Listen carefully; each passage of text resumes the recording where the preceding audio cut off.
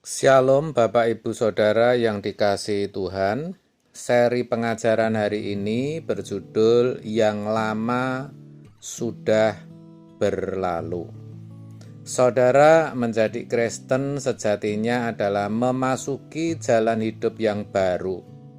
Ya, saudara, Kristen itu bukan sekedar agama, tetapi jalan hidup seperti Yesus.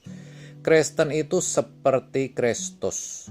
Kristus Yesuslah yang harus menjadi model hidup setiap orang Kristen, yaitu hidup sebagai anak-anak yang berkenan, hidup yang hanya melakukan kehendak Bapa serta menyelesaikan pekerjaannya. Jadi, orang Kristen itu sebenarnya orang yang sudah masuk ke dalam satu komunitas baru, yaitu komunitas atau kelompok orang yang bertekad untuk hidup seperti Yesus. Hidupnya harusnya sudah menjadi baru. Kebiasaan-kebiasaan lama harus sudah bisa ditanggalkan dan ditinggalkan. Yang lama harus sudah berlalu.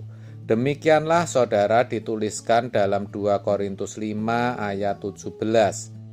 Jadi, siapa yang ada di dalam Kristus, ia adalah ciptaan baru. Yang lama sudah berlalu, sesungguhnya yang baru sudah datang. Jadi, kalau bicara yang lama sudah berlalu, bukan hanya berkaitan dengan tahun 2022 yang akan dan sudah berlalu. Bukan, saudara. Tetapi lebih dari itu, yaitu menyangkut hidup sebagai ciptaan yang baru. Di dalam Kristus, kita ini ciptaan baru. Banyak orang Kristen mengerti akan hal ini, fasih mengucapkan, bahkan menerimanya dalam pikiran. Tetapi jujur, tidak banyak yang memiliki penghayatan yang utuh, yang benar-benar, yang mana bisa mendorong gerak hidupnya menjadi ciptaan yang baru. Bahkan ironinya, sebagian besar masih mempertahankan hidupnya yang lama tanpa disadari, saudara. Kebiasaan-kebiasaan lamanya masih dipelihara dengan baik dan tidak ada niat untuk menanggalkannya. Jadi sebenarnya yang lama belum berlalu dan yang baru pun belum datang. Masih sering mengucapkan kata-kata kotor, jorok, dan menyakitkan. Masih emosional, masih suka melakukan penipuan, ngomongnya sih pinjam tapi tidak pernah dikembalikan. Masih suka membalas, suka mengomel, tidak sabaran, egois, sombong, bahkan kebiasaan lama yang halus seperti rasa tidak suka, kemunafikan, tidak setia dalam hal ibadah, tidak berdoa, tidak membaca firman, itu semua masih ada.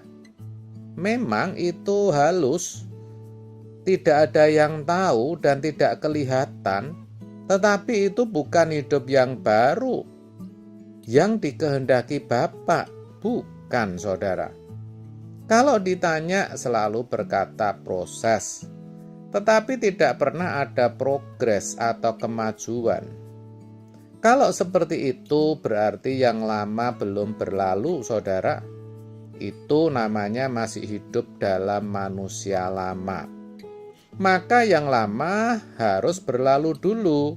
Manusia lama harus kita tanggalkan dulu, barulah kita bisa masuk ke dalam hidup yang baru. Barulah yang baru itu bisa datang. Itulah sebabnya dikatakan dalam Efesus 4 ayat 22, yaitu bahwa kamu berhubung dengan kehidupan kamu yang dahulu harus menanggalkan manusia lama yang menemui kebinasaannya oleh nafsunya yang menyesatkan. Perhatikan ayat ini baik-baik, saudara. Dikatakan kamu, artinya kita.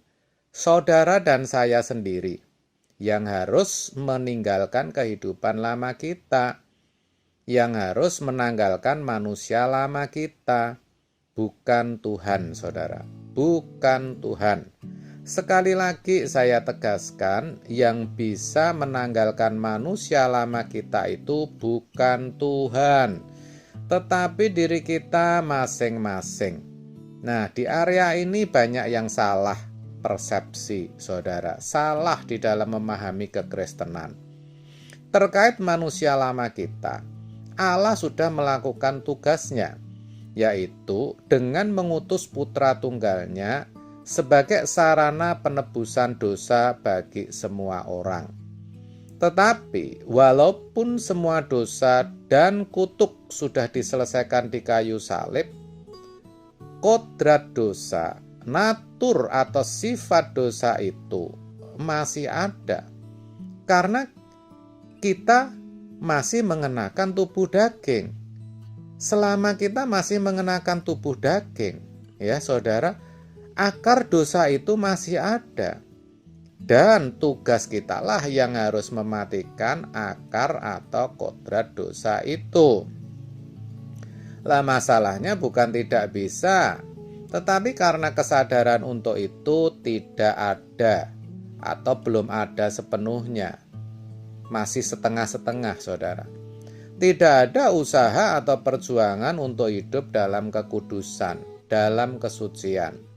Lebih parah lagi, kebanyakan memiliki mental block dan menolak untuk hidup kudus.